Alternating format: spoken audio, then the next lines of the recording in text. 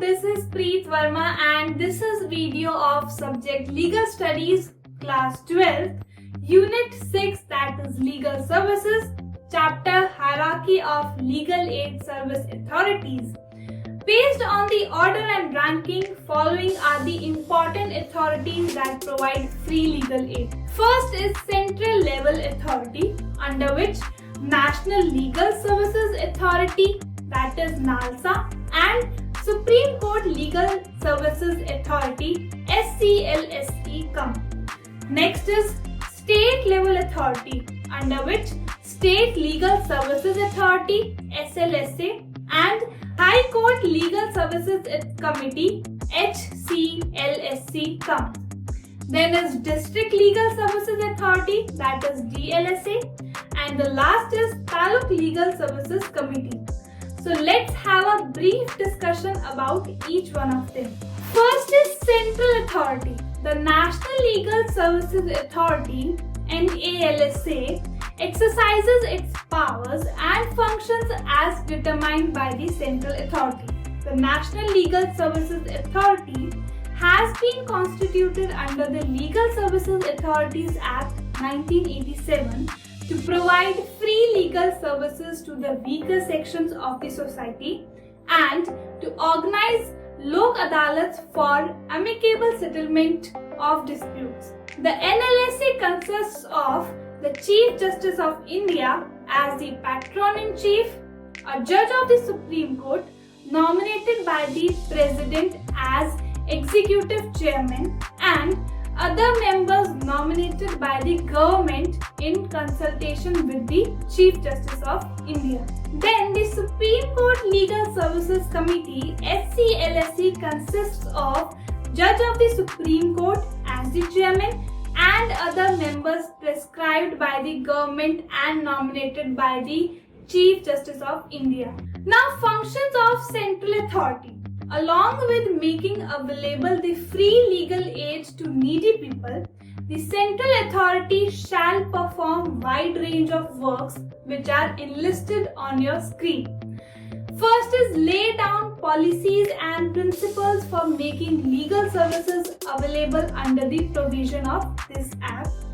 Next, frame the most effective and economical schemes for the purpose of making legal services available under the provisions of this Act. Next, utilize the funds as its disposal and make appropriate allocation of funds to the state authorities and district authorities. Next, to take necessary steps by way of social justice litigation with regard to consumer protection, environment protection, or any other matter of special concern to the weaker sections of the society. Next is to organize legal aid camps, especially in rural areas, slums, or labor colonies.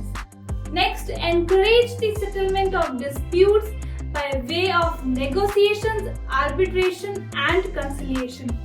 Next is undertake and promote research in the field of legal services with special reference to the need for such services among the poor. Next is to do all things necessary for the purpose of ensuring commitment to the fundamental duties of citizens under Part 4A of the Constitution. Next, to monitor and evaluate implementation of the legal aid programs at periodic intervals. Next, provide grants in aid for specific schemes to various voluntary social service institutions and the state and district authorities. Next, to develop, in consultation with the Bar Council of India, programs for clinical legal education and promote guidance. Next, to take appropriate measures for spreading legal literacy and legal awareness amongst the people, and in particular to educate weaker sections of the society. Next, to make special efforts to enlist the support of voluntary social welfare institutions working at the grassroots level. Next, and the last is coordinate and monitor the functions of state authorities district authorities, Supreme Court Legal Services Committee, High Court Legal Services Committee, Taluka Legal Services Committees, and voluntary social service institutions and other legal services organizations, and give general directions for the proper implementation of the legal service programs. Now let's move to the state legal authority. So in that, first is the High Court Legal Services Committee. So Section 8A of the Legal Services Authorities Act provides details of the High Court Legal Services Committee. The state authority shall constitute a High Court Legal Services Committee for every High Court for the purpose of exercising such powers and performing such functions as may be determined by the regulations made by the state authority. The committee shall consist of a sitting judge of the High Court as a chairman, and such number of other members as may be determined by the regulations made by state authority to be nominated by Chief Justice of the High Court. The Chief Justice of the High Court shall appoint a secretary to the committee possessing such experience and qualifications as may be prescribed by the state government.